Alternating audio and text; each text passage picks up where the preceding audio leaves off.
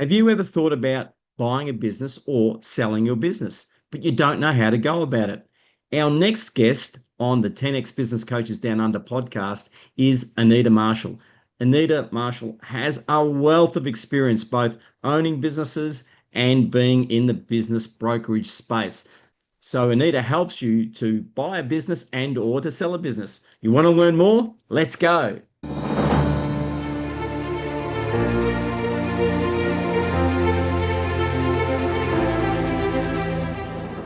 Welcome, Anita. We're delighted to have you here with us on the 10X Business Coaches Down Under podcast. Thank you for joining us.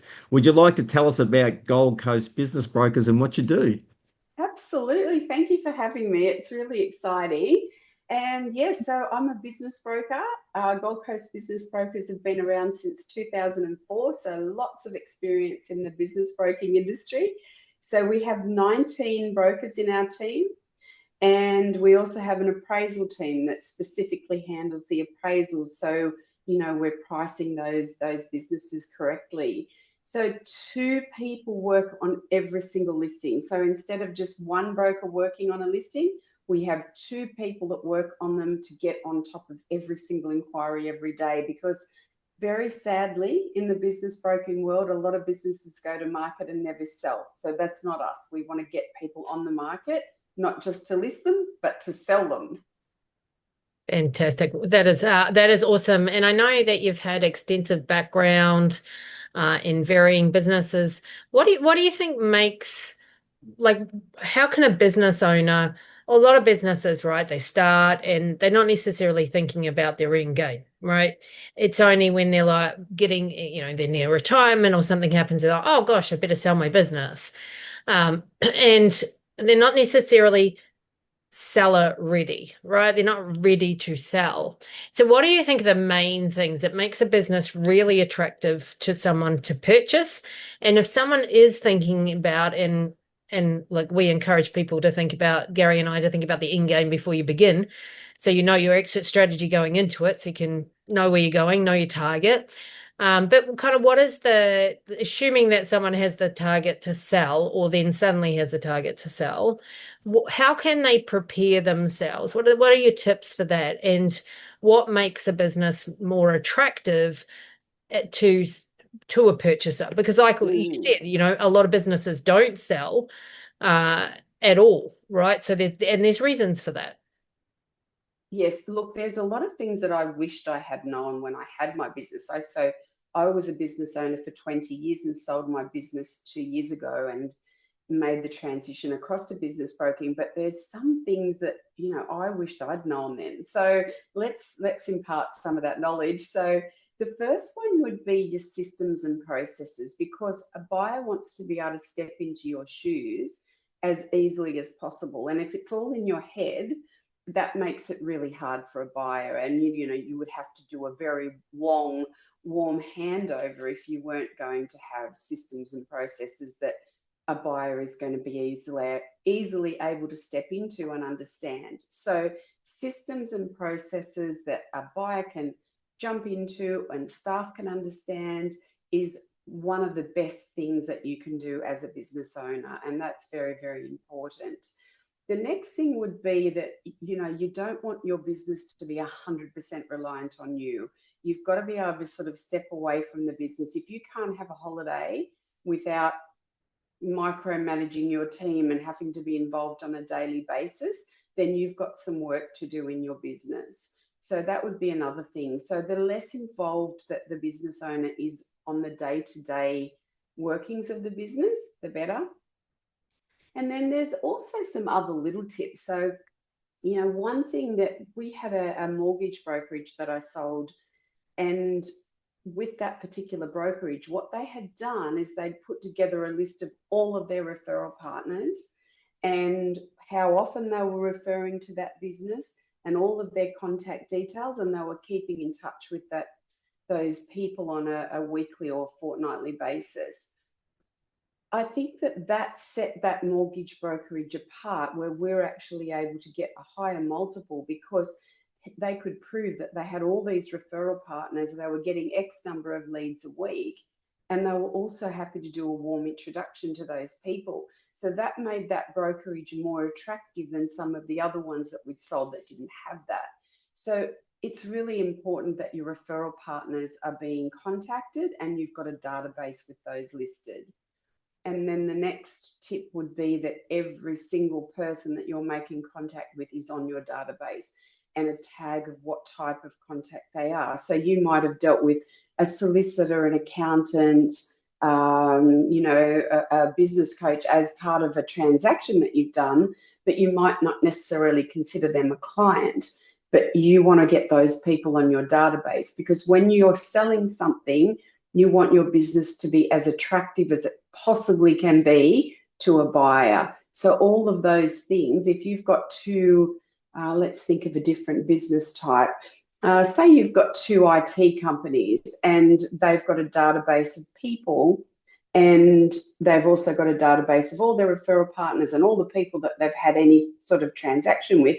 And there's another business that's just got a database of their clients. Well, that other business is going to be much more attractive.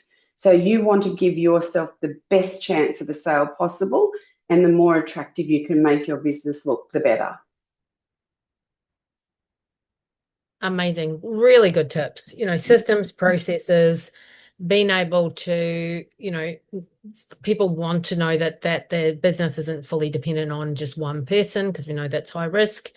And then what are you doing to build a database? And that's for any business, right? That's not necessarily, service-based business. Like every business can build a database, like you're saying. It's a matter of really thinking about that strategically, from referral partners through to customers. Everything can be part of that database. I love that. Really great tips.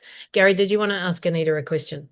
Yeah, I just wanted to check if there was any other key factors that really stand out to get that higher multiple on the sale, because obviously the database is very, very important. Is there anything from a revenue perspective that, if it's possible and the business has got it, tends to really contribute to a higher multiple upon the sale of the business?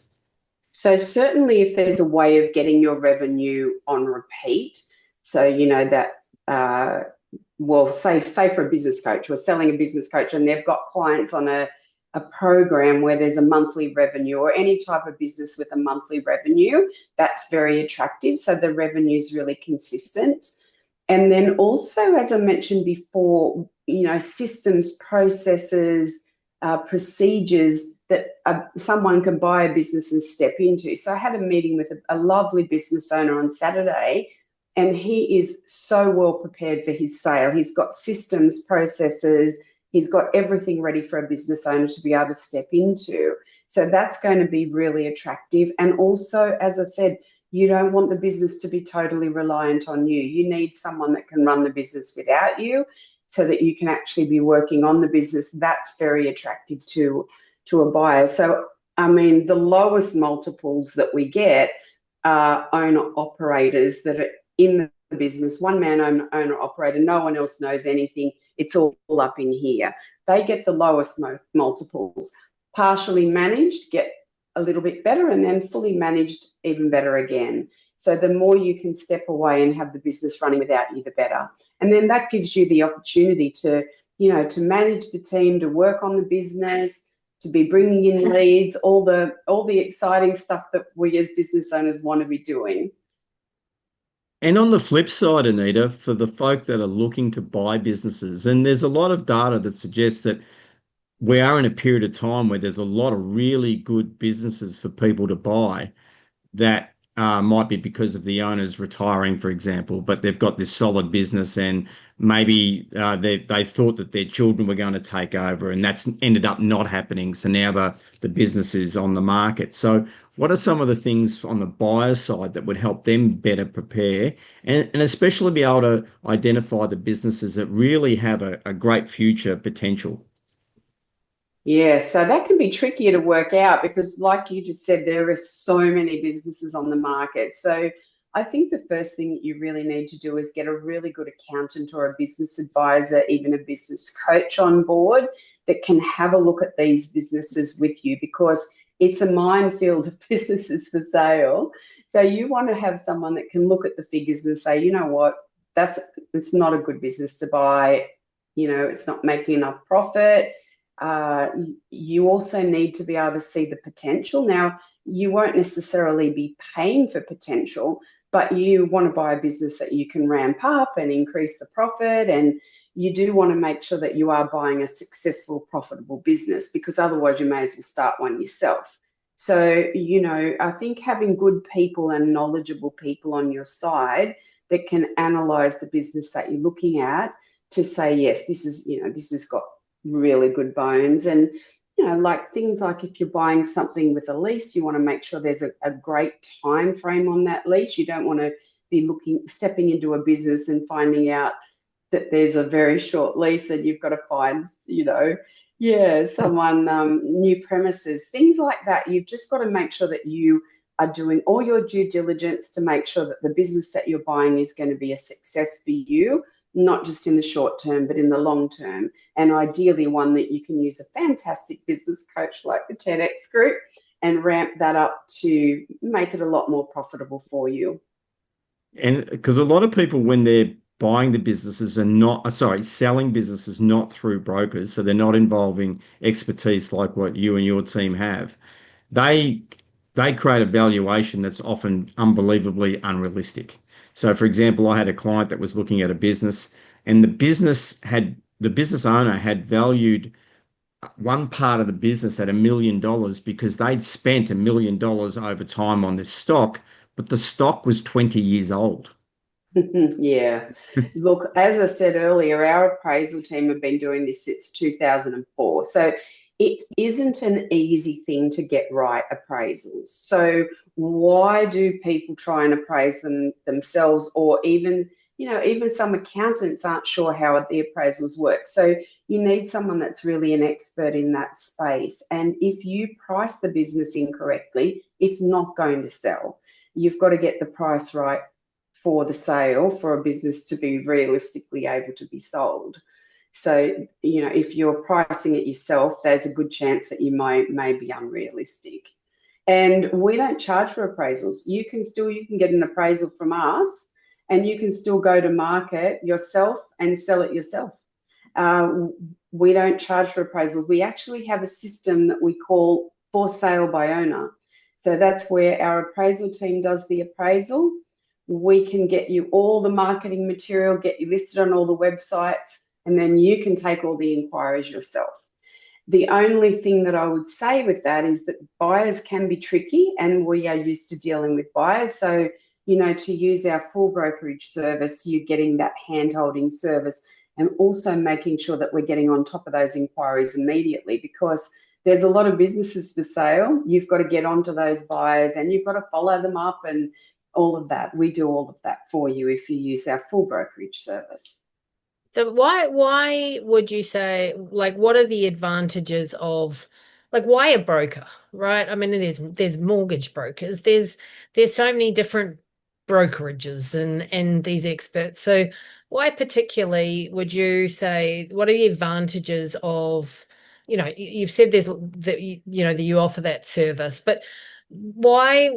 Because there are people who want to try and sell it themselves versus going through a broker. And I think, that's often, from my experiences, because they don't want to pay the fees or whatever other considerations they have. So, how do fees and structures work? Because I know that all brokerages are different. But what would you recommend? Like, what's important when you're looking for a broker to know? Because there's different fee structures, right? So how do you know you've got a good broker, and what would be reasonable that someone could expect as a brokerage fee, like if they're looking out there? Because how do you compare broker to broker? So I think the first thing is, if you're going to go to market with your business, you need to make sure that you're going to be listed on all the major websites. So, of course, there's lots of different websites that sell businesses. So you want to make sure that you're casting that net as wide as possible so that you're getting listed on all of the major platforms where a business can be sold. So just listing on one platform isn't going to get you that nice wide net. because you want to capture as many buyers as you possibly can. So to get the best price for your business, you want to make sure that you're capturing lots of buyers. And in a perfect world, you end up in a multi-offer situation where you've got lots of buyers that want to buy your business. The second one is, you want to make sure that your marketing and your information that's going out to buyers is professionally presented. And when you're doing it yourself, that can often not be the case. You want a professional information memorandum that's going out to a buyer so they can make an informed decision about the business. You also want to make sure that they sign a confidentiality agreement. So it's really important that anyone getting your information is not going to be able to talk to one of your clients or your providers and jump on and try and steal them from you. So you want to make sure that your business sale is handled as professionally as you possibly can. Also, you might choose not to let your staff know because you might decide that you don't want to spook your staff. You want to make sure you've got a great buyer before you inform them about the sale so that you're not losing team members. So all of that can be done professionally through a business broker. And I think it's important to use a business broker that, has integrity and is going to really look after your best interests, but also, look after the buyer as well, because it takes two people to make a business transaction go to settlement, and that is a buyer and the vendor. So, we make sure that we treat all the buyers with respect as well, because it's very important that, they're happy with the transaction and they can sort of give you a good testimonial afterwards and say, that was fantastic. So if you're trying to sell, I think that one of the most important things is that we all have our areas of expertise. So if I started a business coaching business tomorrow, I probably wouldn't be a fabulous business coach. We have been doing this, as I said, since 2004. We know what we're doing with these business sales. So, you want to put your hands and your business, which is often your baby, in the most professional hands that you possibly can for that sale. And you're right, all different business brokers have different fees. We have an upfront marketing and engagement fee that gets you on the market, gets all your professional package done. And then we do have a commission as well at the sale, but we're only paid that commission if the business sells. So our goal is always to get you listed and sold, not just listed. And I assume that you take away a lot of pain for people during this journey. For starters, you provide absolute clarity about the steps, which is going to be slightly varied, no doubt, for different businesses, but generally there's a pattern of steps that the businesses have to go through, I would imagine, Anita. And also you take away the stress because you know what you're doing and they don't. And if you are also guiding them as to getting their ducks in a row, then that will help them to get that multiple. And I would assume that it's probably difficult to say that there's a normal time frame, but do business owners come to you with some unrealistic expectations about how long this will take? Yes, it's an interesting question about the time frame, because some businesses just fly out the door and some businesses take a lot longer, and it just depends, and we can never really be sure what that's going to be. So just before Christmas, I had 2 listings that went to market. One of them I had under offer within 4 days of going to market, and the other one I had under offer within 10 days. I know, very great results. However, that's not the case with all businesses. Some of them take a lot longer. And like I said before, sometimes they don't sell. We want to be giving everyone the absolute best chance. And I think using a business broker does give you a little bit more credibility, because you know that the buyers know that someone else has not just thrown their own price on it. And like you said, with your other example, $1 million worth of cost of their stock, which is now 20 years old, well, there's no way you can expect someone to pay $1 million for that. Listing through a broker, that would never happen. And, well, it shouldn't happen. It wouldn't happen with our firm. So you want to make sure that you're using someone that's pricing things right. And I think a buyer is going to look at a business through a broker and feel like it does have a little bit more credibility. It also gives you a little bit of that arm's length transaction between the buyer and the vendor. Sometimes the buyers don't like dealing directly with the vendor. They want to make the offer through a broker, so it's not insulting and there's no awkward conversations. So using that broker sort of puts that person in the middle where it's not awkward between the vendor and the buyer. Yeah, I was just going to say that I would imagine that utilizing a broker also, you mentioned before, often the business is someone's baby, right? Like that a huge part of their identity is wrapped up into their business, which is why it can be, there can be these discrepancies of what the business owner thinks it's worth versus what's it then actually valued at, and then you've got to come to some sort of agreement. But I would imagine utilizing a broker then takes quite a lot of the emotion out of the sale in that process, because for a lot of business owners, particularly if their identity is wrapped up in their business, it would be it's a very emotional process and potentially a loss of identity, a lot to consider. So I would imagine then that you are somewhat of that go-between, and I'm sure no doubt part counselor to both parties at times, going through that process and helping reassure someone through that sales process, but keeping their emotions, away from the buyer and the buyer's emotions away from the seller, so that's not getting in the way of the actual final transaction. Yes, and sometimes a buyer might have an unrealistic idea on settlement terms. So, say for example, not so long ago, I had an offer where the buyer wanted the owner to stay in the business for a year. Well, if he was going to do that, he wouldn't be selling his business.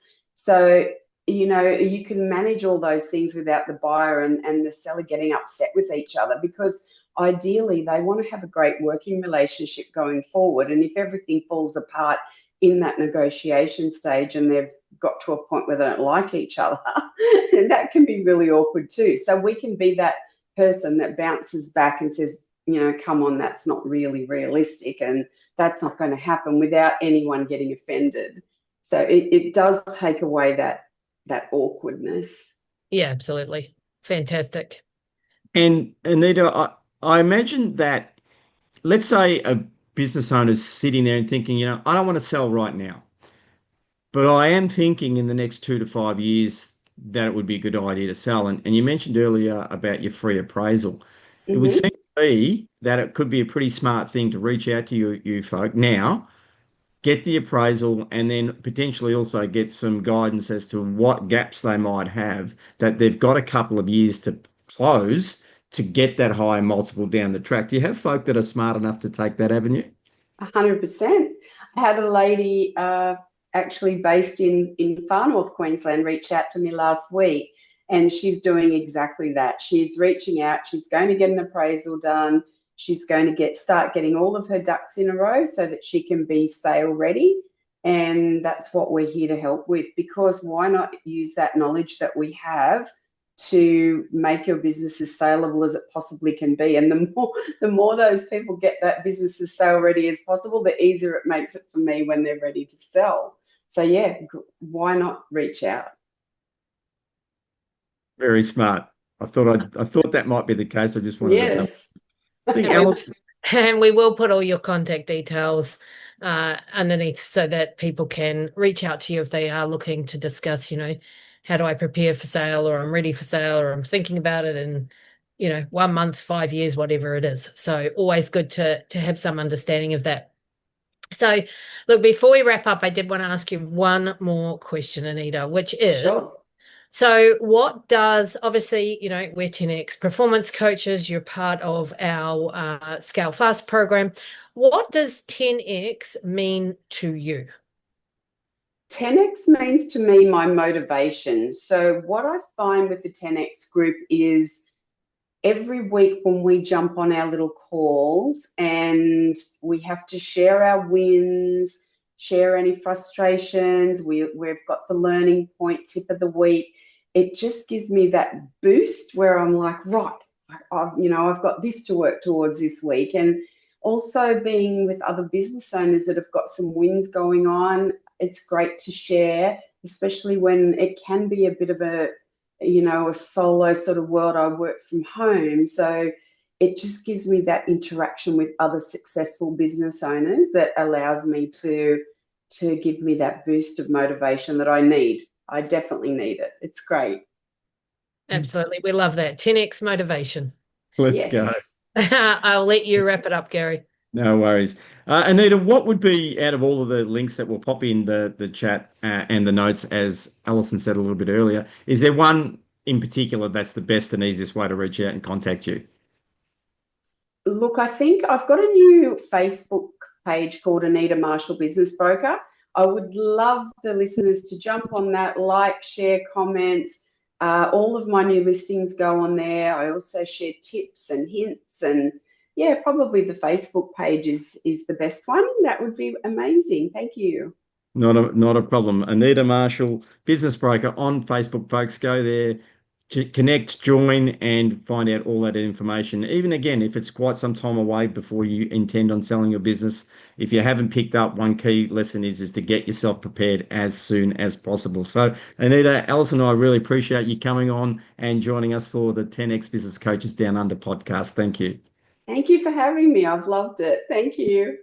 You're welcome. And folks, if you want to catch more of our interviews, make sure you are liking and subscribing to our podcast series. And also, if you want to learn more about our Scale Fast program, 2026 in particular, that, as you've heard, Anita is a member of, please go to businessgrowthdownunder.com, and you might get lucky and see that there's a nice deal happening right now. If you're smart, go and check out our businessgrowthdownunder.com. Once again, thanks a lot for coming along. On behalf of Alison Wheeler and myself, Gary Ryan, let's go.